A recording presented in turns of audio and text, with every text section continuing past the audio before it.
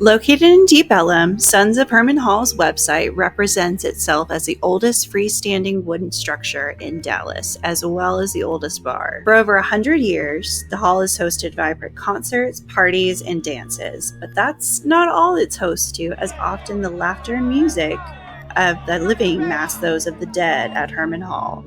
Both staff members and guests of the hall have reported strange occurrences within its walls, especially in the late hours of the night. Some guests have seen paintings fly off the walls as if thrown by some unseen force. Others have heard footsteps in the hallways and seen doors suddenly slam shut.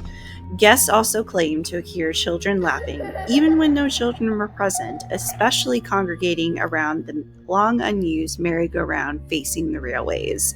Longtime staff members of Hermann Hall report sensing a lingering presence and seeing flashes of light and shadow. One particular staff member recounts the time he and some other employees saw a couple dressed in Victorian-era clothing walk past them and go upstairs. They assumed the couple was doing a period wedding rehearsal of some kind, but after 30 minutes, the couple had not returned. The staff went upstairs to find the door locked and no one inside them. Perhaps the hall is still a favored meeting spot for Dallas residents even in death. Most of the ghostly sightings seem to be of a peaceful, even celebratory nature, as if the ghosts are enjoying one last dance at their favorite haunt. Today, Sons of Hermann Hall also hosts the weekly industrial discotheque Panopticon, where the spooky and mysterious gather for dance, drink, and merriment on Fridays into the night. The Adolphus is an elegant and historic hotel established in 1912 and located on Commerce Street in downtown Dallas, on the former site of the original Dallas City Hall. It is the oldest hotel in the city and features elegant dining rooms, a Beaux Arts exterior, and a portrait downstairs of Queen Elizabeth II from her and Prince Philip's visit in 1991.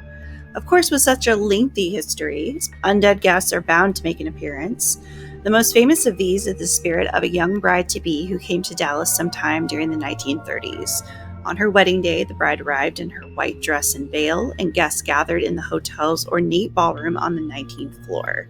When hours passed and the groom failed to arrive, the bride fled, utterly heartbroken and humiliated. Hours later, her body was found hanging a few feet above the altar where she was meant to take her vows. Ever since then, guests of the 19th floor have reported hearing a woman crying, footsteps running down the halls, and the sound of a rope creaking. Staff and guests have reported a cold presence or the feeling of someone watching them, and at events and parties, flashes of a white dress and veil have been spotted. In the 1910s, it hosts live vaudevillian performances before transitioning to screening films in 1922. By the 1940s, Elm Street boasted more movie theaters than any other street in the country except for Broadway. The Majestic remained in business until the 1970s, when it closed its doors, rather ironically, on the James Bond film Live and Let Die. Thankfully, this wasn't the end for the Majestic, and its doors were reopened for 5 performances in 1983 after it landed on the National Register of Historic Places. One former employee claims he shared office space with Mr. Hoblitzel during his time there. He reports that one of his responsibilities each night was to ensure that the door in his office leading to the theater was locked. But each morning when he showed up for work, the door was wide open, and a strange chill would permeate the room. When he mentioned this to his manager, he laughed and explained this was only Carl, who liked to use this door to get in the theater and check up on things.